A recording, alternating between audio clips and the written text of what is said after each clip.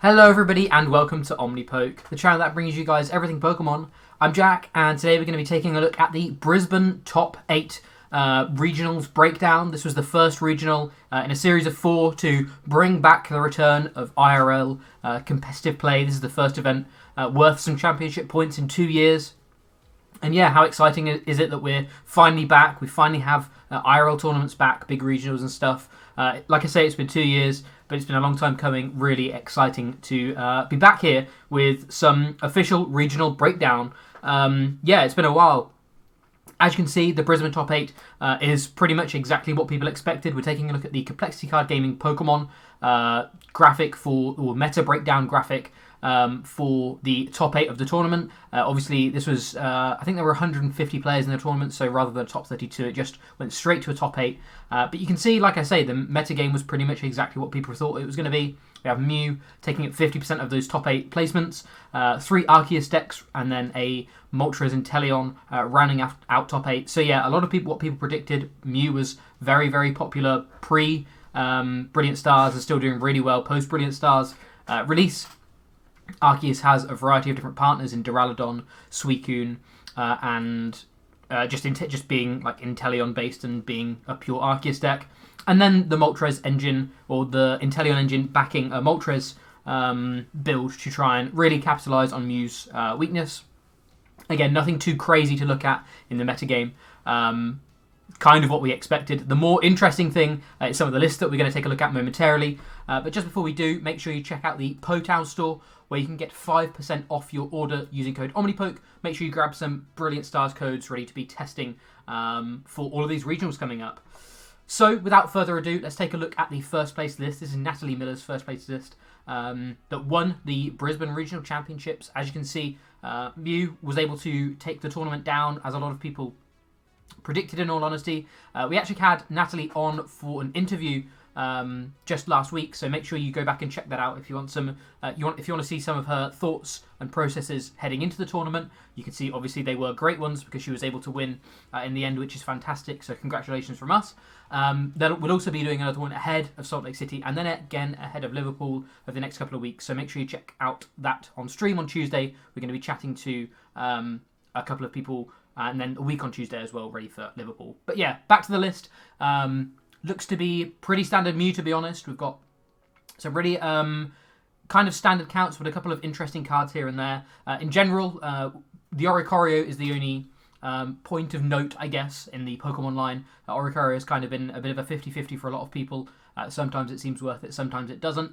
With a lot of these heavy double turbo builds, you'll see that heavy double turbo was a big theme in the tournament, and with these double turbo builds, it actually is pretty relevant because double turbo plus Oricorio means that you need one extra power tablet to be able to one-shot a Mew in the mirror. So if sort of this double turbo build does become more popular, I think Oricorio is actually a really good tech.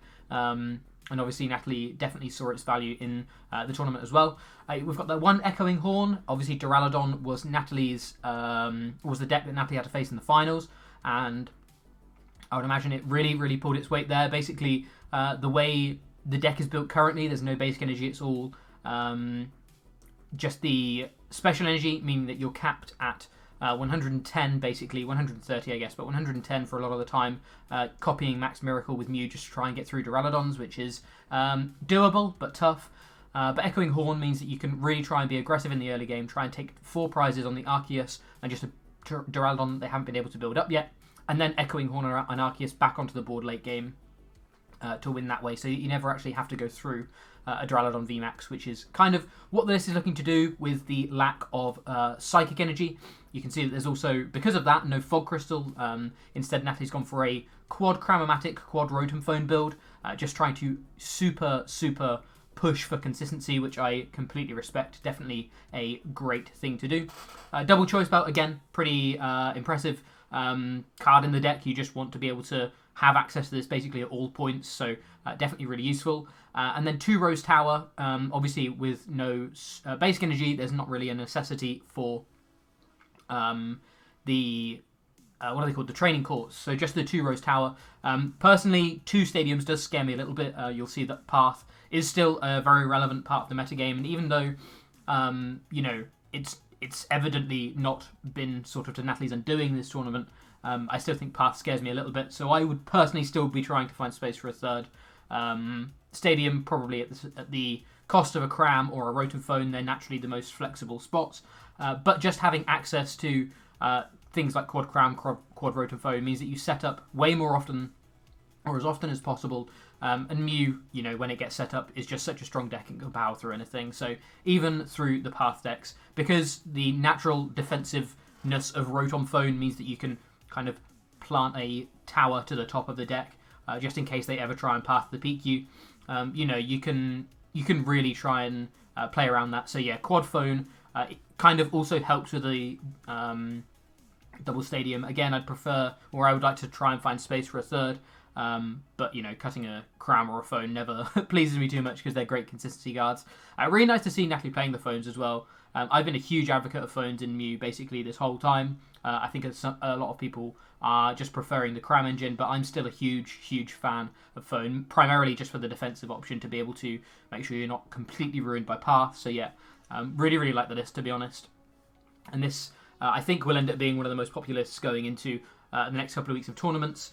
Whether that means that the quad or the 7 special energy build is something that can be exploited a little bit, we'll have to wait and see. But in general, I think, the list is very solid. This was actually also played in top 8 by Kywin, who ended up making top 4 with the list, as well as Brent Tonneson as well, and I think Matthew Burris, and there was one other player, Christian Hazabai, I think, made it all the way, all of them did pretty well. So obviously this list was a list that was tested very thoroughly, and it did them all wonders. So yeah, congratulations again to all the players that played this list. Obviously it did pretty well. But yeah, really solid list, to be honest.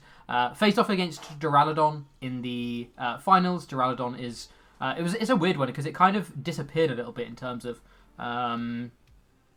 or in the past week or so, it's kind of just disappeared a little bit in favour of some of the sort of straight Arceus builds here and there. But Duraludon's still proving that it's got a lot of legs in this format, to be honest. Obviously, with people moving more towards the quad or the pure special energy build, really means that Duraludon could end up getting more popular, because it definitely, without the basic psychic energy, it does make the matchup a lot harder. So I could see Duraludon becoming more popular over the next week or so, just naturally. Nothing too far from Riley's list, who won the Full Grip Games a couple of weeks ago. Gone up to the double mustard, playing some Poker Gears. Still no healing. I think no healing is pretty acceptable, to be honest, now that the mirror's kind of died down a little bit. I think it was a very strong mirror tech. Just 1 or 2 hyper potions meant I felt you were in a really good position in the mirror, because you're able to turn 2 shots into 3 shots, which obviously if they're not playing the hyper potions, you can really abuse. But as the mirror disappeared, it kind of made sense for them to be cut. Now that this is done well, maybe it's time to try and weave in 1 or 2 of these hyperbots back into the build. You've got the 4 collapse stadium as well. I remember reading reading a bit about the deck and the players' journey to the final. They said that just Crystal Cave, it was great against a lot of the Mews, but a lot of the time it just wasn't providing enough healing, whereas Collapsed was a pretty solid stadium all around. So yeah, still like the Collapsed. But in general, yeah, just a super solid list, kind of, trying to keep things as consistent as possible. Poker Gears helping out in the mid to late game where, you don't have much draw. You've used your V-Star power. You're just basically top decking every time. Poker Gears helping out with that, also helping out get into the game, because obviously the deck only has 6 basic Pokemon, so there can be times where you can struggle to find an extra Pokemon or whatever. So yeah, just having a little bit more reach for supporters is really good. And yeah, other than that, pretty solid list. Fairly standard, to be honest. Nothing too wild. Second Mustard is probably one of the more flexible cards.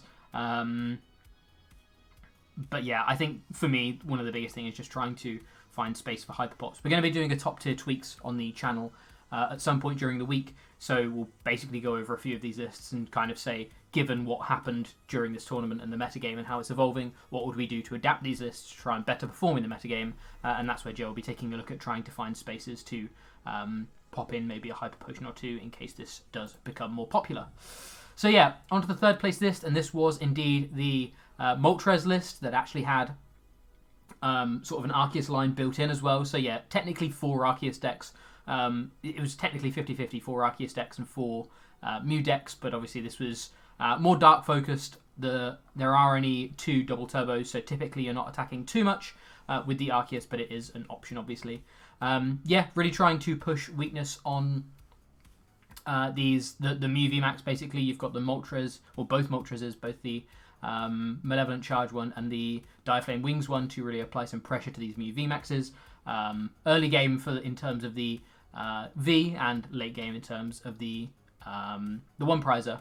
You've got the Arceus to kind of tie it all together. You've got the Clara combos and all of that kind of stuff. So tying it all together nicely with the Arceus combo can be pretty nice, especially given that you can just kind of leave an Arceus on board. It's pretty tanky.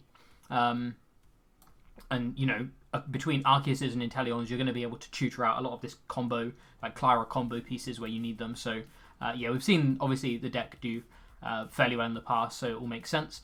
We have got the Raihan and 1 water combo, as well as just Raihan letting you make a Galarian Moltres appear out of nowhere. Can be pretty scary for Mews, to be honest, because you obviously have turn attach Raihan plus ability to be able to do 190 or 220. Sorry, yeah, 220 with a belt, which is obviously doubled into Mew. So yeah, that's pretty scary. But then also, like I mentioned, the water lets you attack with the Aqua Bullet Inteleon. That can be really important just in terms of trying to, in some of these one prize sort of mirrors, you've got things like Malamar and some of these other dark decks, trying to see the prize trade a little bit and have an extra attacker outside of needing to just Clara back every turn, your Moltres and stuff. Obviously, in general, Arceus is quite a tanky attacker in the one prize matchups as well, but typically this is kind of 280 is kind of a number that a lot of these one prize decks are looking to try and hit anyway. So this just kind of acts as an additional one prize out, as well as being able to combine it with quick shooting to take 2 prizes in one turn with Aqua Bullet against some of the one prize matchups, as well as sort of setting up damage for these other Pokemon as well. Similarly with the Hooper, just doing some chip damage here and there. In general, looks to be pretty consistent. Again, you're going to notice this with a lot of these regional lists, because that's basically the one thing on everyone's mind going into these tournaments is how can I make my strategy come off as often as possible. The one Roper I still think is really nice. I love Rope as a card right now. I think even though a lot of people are playing around it, it's still very, very huge to, or it's a huge card to respect, because a random lone Arceus on the bench isn't safe anymore, and it means that you're not relying on boss to try and have some of these powerful turns, or even just being able to get some chip damage early on with something like a Hooper is really important. But yeah, obviously got the Clara combo to be able to try and raise a Malevolent Charge. Moltres out of nowhere, again, all being tied together with the Arceus package to be able to Starbirth, as well as just, having a decent attack. Just 3 for 180 is, decent pressure. It's not great, and you never really want to have too many 2 prizes on the board, but 3 for 180 is just a decent, like, the deck kind of lacks that early game, just pure damage output outside of the 1 Moltres. So just some consistent damage output in the Arceus in the early turns can sometimes take you enough prizes to only have to Malevolent Charge combo once, which is nice. But yeah, really nice list, to be honest. I can see this being picked up quite a lot, to be honest, just because of the natural success of Mew. I can see this, a lot of people ending up trying this out. So yeah, expect to see quite a bit of this on the ladder, I think. 4th place was also the first place list, and 5th place was another Mew Genesect, which we currently don't have the list for. So moving on to the 6th place list. This was played by Anthony Smith. This is basically Arceus, well, basically Suicune and Inteleon, but with, again, that thin line of Arceus to kind of tie it all together. Suicune being your sort of early game tempo attacker, naturally paired with Inteleon, as it has been basically since its existence, just trying to really, lean into Melanie turn after turn, and push just consistent damage turn after turn, which is obviously never a bad thing. Arceus, again, serving as a nice additional attacking option, as well as just tying all of the combos together and being able to set up a couple of Suicunes in the back, should you be attacking with it first. And then the Pumpkaboo. Pumpkaboo is a really interesting one. Obviously, the deck plays quad path, but there's times where you don't get to Starbirth, or you need to draw the extra card this weekend or whatever. So Pumpkaboo allows you to Path to the Peak, then Pumpkin Pit, stop the Path to the Peak, get rid of it, Starbirth for like a combo, like a Raihan or a that any kind of combo that you're looking for, maybe a Melanie combo or a boss combo, and then pop into the Path to the Peak down, so you're able to get that sort of one turn of breathing room, which is nice. And yeah, obviously with nets and level balls, it's fairly easy to find and pick up and reuse here and there when you need it. So pretty nice stuff. Fairly standard support account. You've got high Melanie count, and then just the one of Raihan, one of Research here and there, a couple of Marnies, just kind of all tying it together. Again, running the Escape Rope. I feel like Escape Rope is a very popular card, as I mentioned. The tools are pretty wacky. We've got one Cape of Toughness. I think Cape is also a really, really nice card at the moment. Cape pushes Suicune out of range of basically every Arceus deck right now, which is huge because it means Arceus can hit into a Suicune, and then you're able to basically, if you get the first hit, you're able to trade 2 for 2, but you're doing it on a basic Pokemon for 2 energy rather than an Arceus that you've had to set up and put more investment into. So that's nice, as well as just forcing more things like powers and stuff out of Mew players. A couple of Choice Belt as well as the Tall Jammer. Tall Jammer is another nice one. One kind of skewing their maths is another way of trying to stop the Arceuses and stuff being able to push through for 210. I still prefer the Cape of Toughness mindset, but obviously the Tall Jammer also hits other things like the belts and stuff. Not the belts, the balloons and stuff, to stop people having Fury Retreat and that kind of thing. So has a bit more utility, but I think it does. I think it deals with the not dying to an Arceus problem a little bit worse than just Cape of Toughness. Especially given that in Arceus, in a lot of these straight Arceus builds, you can end up attaching 3 just basic energy to an Arceus, which means you're only a ping away from getting KO'd, whereas Cape of Toughness still prevents that. So yeah, I still think I prefer Cape of Toughness if you're looking at exactly trying to live against things like Arceus and stuff. But if you're looking to target other things, obviously the Tall Jammer is in there as well. And yeah, again, just trying to really punish these Mew players, punish anyone basically not respecting Path right now, whilst also being able to get around the Path yourself with the Scoop Up Net and Pumpkaboo package, which is pretty nice. 7th place was was a straight Arceus list played by friend of the channel, Mitch Nucky. Obviously, make sure you go and check out Mitch's channel, The Sableyes. He's come and chat to us a few times. He's a great channel, so make sure you go and check that out. Again, straight Arceus Inteleon is kind of a deck that's really been popularised over the past couple of weeks. Really looking to lean in on Arceus's tankiness in terms of how much HP it actually has. You have the Sharon's Care to try and pick it up, and Prized Deny, you have Path to the Peaks to try and punish, again, the decks that are really not respecting it. Dunsparce helps out for dealing with random Zapdoses, which I don't think we see a single Zapdos in the whole of top 8, which is interesting. Whether that's because everyone was taking Dunsparce, so no one was playing them, or everyone was taking Dunsparce, so they weren't doing anything, or there was just not many people playing them anyway. It'll be interesting to note. You've got the Zig and the Inteleons as well, just to try and flex the damage a little bit, so that you're not strictly capped at 210. You have a little bit of leeway here and there. The most interesting card to me is the Judge. From what I understand, Judge was included to play around Mew players playing Rotom Phone to putting a Path to the top sort of defensively, because obviously Judge shuffles the hand, so it's basically a Marnie but shuffles the hand into the deck rather than to the bottom of the deck, so they're not guaranteed a path out, which is interesting. I can see this being picked up a little bit here and there, never more than a one-of. I think Marnie is a stronger card. And obviously you can see that it has eaten into the Marnie count. I imagine that was the natural cut. I still think Marnie is a very strong card, but Judge is an interesting one. And obviously off the back of Judge, you can still Path, or you can still Starbirth your way out of any sort of really, really bad Judge you're playing, or bad Judge you get into. Playing the Sharon's Care as well, obviously a pretty big one. I can see that the Pal Pad's in here. There's a lot of one-off supporters. Like I say, I can see how they all work. I'm personally a big fan of 2 Sharon's Care, just because I think it's so integral for the deck just to be able to cycle one. I think you need to do it twice in a lot of matchups but if you do it twice, you basically are in an unlosable position. I think with only one, it can still be a little bit scary. But yeah, obviously we have the Power Pad, so it makes things a little bit different there. But yeah, it's a pretty interesting build. I can see. Obviously, there's quite a high ball search count. I'm still a big fan of trying to ramp up Ultra Balls to maybe 2 or 3. I'm really glad to see that they were able to get the Capacious Bucket in, because basically that was the one card I really wanted in the deck when I was playing it last week.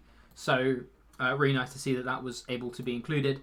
And the Big Charm Choice Belt combo or split is also one that I really like. So yeah, I really like the list. I see the benefits of the Judge, and I don't completely hate it, to be honest. But I would personally probably try and find space for a second Sharon's Care. Maybe it is just even switching out the Power Pad and just saying sometimes we have to discard the Judge or the Marnie.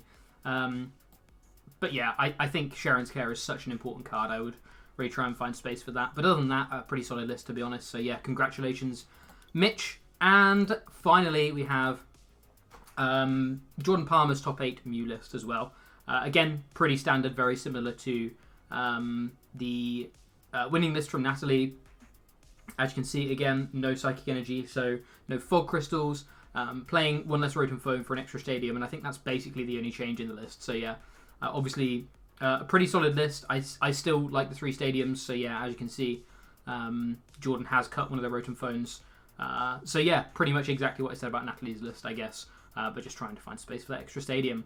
But yeah, really, really interesting tournament. This was the first IRL tournament back, of course, so it'll be very interesting to see whether this is the new sort of adopted way to play Mew, whether everyone leans into the 3 double turbo, whether people still respect the Duraludon, especially now it's come second to play Psychic Energies, or whether people are happy with playing this list and saying, look, it beat Duraludon in the finals, Echoing Horn is fine, let's just play triple double turbo and, really try and be as tempo oriented as possible, not worry about all of these random techs here and there, and just try to attack with Mew every turn, which is, very, very respectable, to be honest.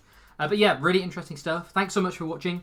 I'll be back tomorrow taking a look at the online results of this week. Obviously, we want to try and split those up because there's a fairly large difference between online tournaments and IRL tournaments. So going forward for the next couple of weeks, you're going to be taking a look at online tournaments and IRL tournaments separately. But yeah, other than that, thank you very much for watching. I have been Jack from Omnipoke, and I look forward to seeing you guys in another video soon. Cheers, everyone.